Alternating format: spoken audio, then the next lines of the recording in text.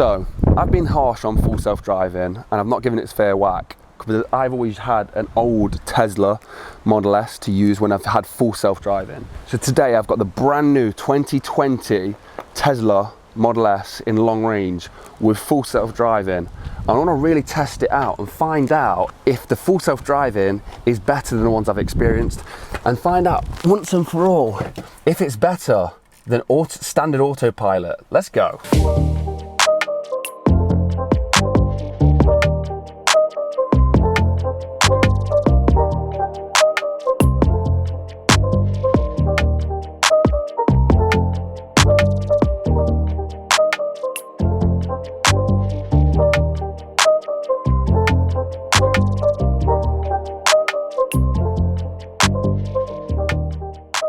Okay, so with autopilot, when you're using autopilot, a lot of people seem to think at the moment that you can just click it on, and that might be the case in the States, I'm not 100% sure. But in the UK, you can't really use it. If I was to put autopilot on right now, we've got these road bumps, there's no chance of it working. So what we do is we drive to the motorway and then we put autopilot on. It does work on these back roads, but it doesn't work that great. I will do a full video of testing it out on real UK roads, but today I just want to show you in a real world environment what it's like to use autopilot on motorways and long journeys. Right now we're heading towards M1 and then we're going to turn autopilot on. So in the Tesla Model S, the stalk's down here, it's not on the right hand side, and you just pull this towards you twice and it puts it into autopilot. So we've just hit the motorway, the M1, so now I'm going to switch on autopilot and that's it. And you just leave it, you obviously have to keep your hands on the wheel, and we're now in autopilot. The car's set to a max speed of 70 and we'll give it a go. Okay, so navigate on autopilot is on, there's a truck ahead of me, and confirm to use a turn signal. So it's going to turn itself. It cancelled it. Okay, so this is where I'm not a massive fan. So confirm lane change for a signal, right? I could have easily turned by now, but let's turn.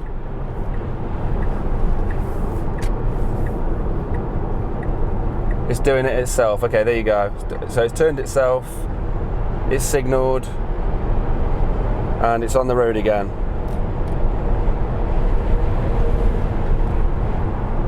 There you go.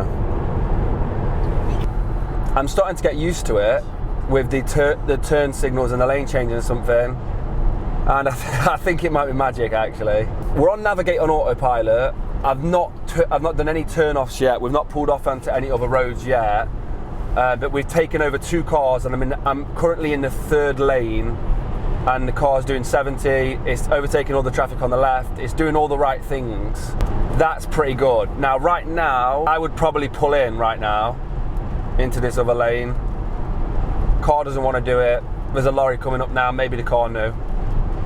But yeah, I will let you know. Maybe this actually is magic. Maybe I'm wrong. Maybe it's magic. So this is, so we're coming up to traffic ahead. Navigate on autopilot is on, so the car slows down a little bit. Let's see if it suggests a lane change. Nope, it's not suggesting one yet.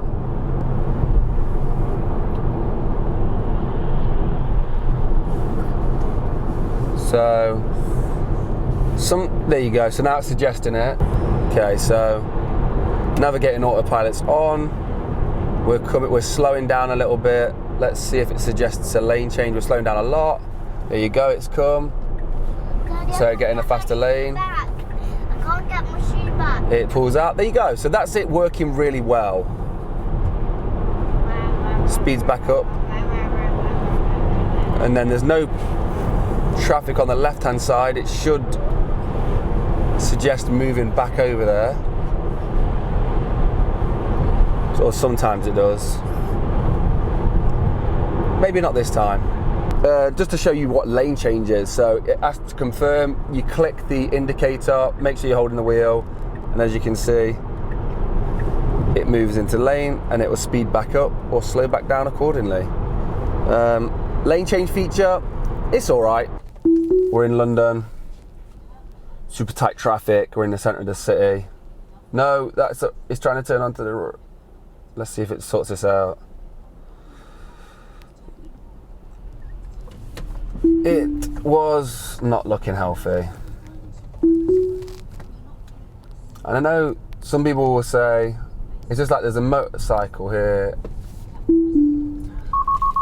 Nah, it's just not, it's not there yet. I'll let this guy go.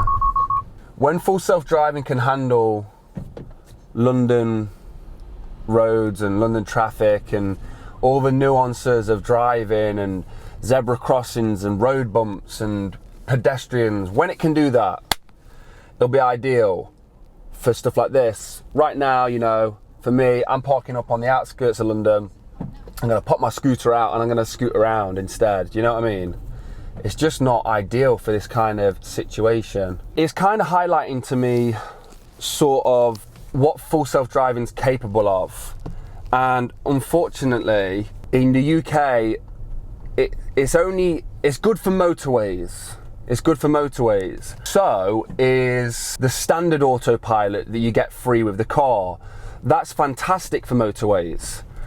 So it's hard to say whether or not you should buy full self-driving still. It's still a very hard argument because in reality, all you have is navigate on autopilot and lane change and a few other gimmicky features like the parking and stuff. But and I know that's, I don't mean that to be horrible to Tesla, but in terms of everything else that I've experienced today, it's just as close as my autopilot, genuinely. I'm not just saying that just to sort of buzz myself up about having the autopilot on the Model 3.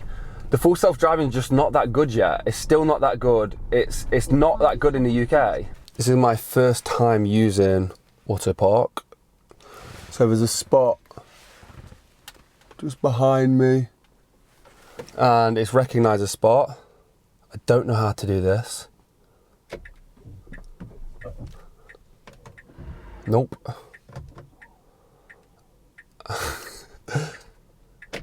Do I put it into reverse? Okay, here we go. Autopark ready. Start. Okay, this is freaking freaky as hell. Oh, this is scary.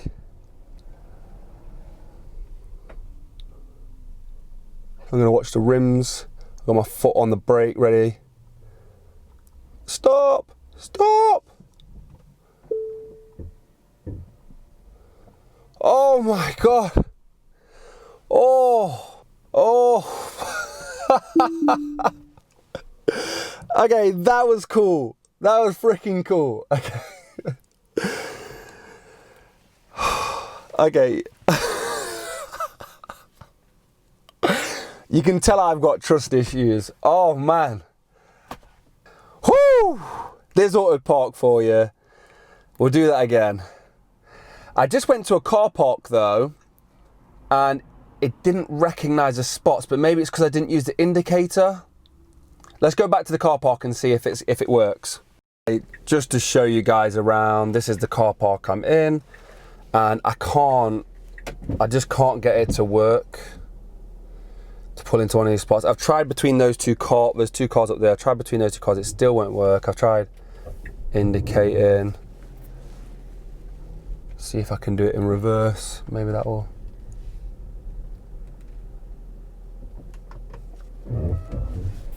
Nah. Okay. So I can't get it to work on actual car parking spaces. I don't know if it does. In the comment section, guys, tell me if I'm doing something wrong to do this. I don't know if I'm doing something wrong. Right, let's go find another parallel park anyway. Okay, I'm gonna try that spot up there. Now that's a lot tighter. So let's see if I don't know if it's supposed to recognize it or if I'm supposed to indicate. Okay, it's not recognize it, so now I'll just do that little dab.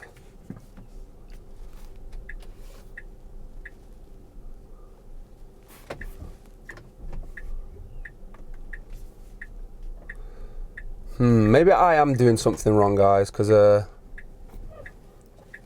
can't get it to recognize a spot. Okay, so I was doing something wrong. You've got to pull quite far ahead of the vehicle. Okay, so now put it into reverse. Autopark ready. Oh God, here we go again. This is gonna press start. Oh God.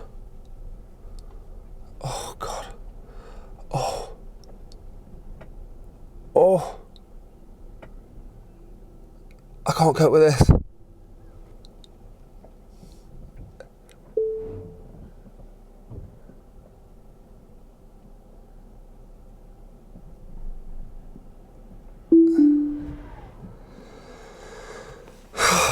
There you go. Let's go have a goosey what kind of job he's done. I'm not in the line, so I'll probably get a ticket for that. There you go. Not bad. And he's not curbed it either.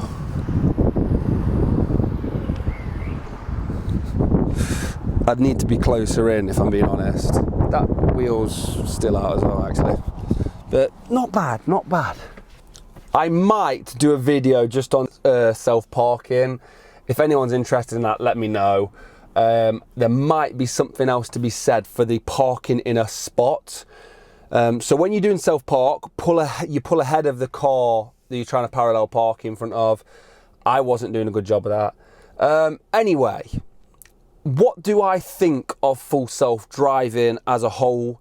Is it in the UK, is it worth that 8,000 on a £7,000? Is it 6,800, 7,200? So it's around the £7,000 mark, I think. I can't remember. It's gone up to $8,000 anyway. Is it worth it? In comparison to the autopilot, it's still a no. It's still a no. Navigating on autopilot was cool. Lane changing is better than it was last time. It was okay. The full self-driving system as a whole is not the best yet in the UK. It's not confident enough. It brakes quite badly sometimes. You guys have probably experienced that before. Auto park's cool. If you struggle with parking, go for it. But I'm more nervous letting the car do it than me doing it. So I don't know if I would trust it to do it anyway. It's cool though. Is it worth it? No, it's not. It's not worth $8,000 yet. But with that being said, I think I'm going to buy it. And the reason for that is not because of what it's worth right now, it's about what it's worth in the future. And all the vehicles I intend on purchasing now, I'm intending to purchase with full self-driving. So I may as well get the Model 3 done. And if I'm buying a used X or S, I want full self-driving on it. And the main reason for that is because we want to eventually hire them out and let people use them and stuff. And I think full self-driving is a fantastic feature for people to be able to use and access. And who knows, maybe Elon does come up with robo-taxi and maybe we will be able to rent them out as robo-taxis, who knows. Anyway, I have had a lot of fun in full self-driving. If you are thinking about buying full self-driving, you're wondering if it's worth it for the future, I would say yes. So there's two different answers there. I don't think it's worth it right now, but I do think it will be worth it in the future. You don't get many features right now for your money in the UK, but if they're not going to lower the price, you're going to have to just bite the bullet at some point. I think we're going to bite that bullet very, very soon. If you're thinking about buying a Tesla, use the link in the description and you will get 1,000 free supercharger miles, and I'll get 1,000 free supercharger miles too. And also, if you haven't, go check me out on Instagram. I'm on Instagram at Just Tesla. I'm trying to do more behind the scenes. And also, you can get me at Jordan Mulligan Brother. That's my personal Instagram. And Jordan Mulligan Brother, again, I think, on Twitter. So go follow me in those places, guys. Anyway, guys, thanks for watching. As always, you've been wonderful, and I'll see you in the next one.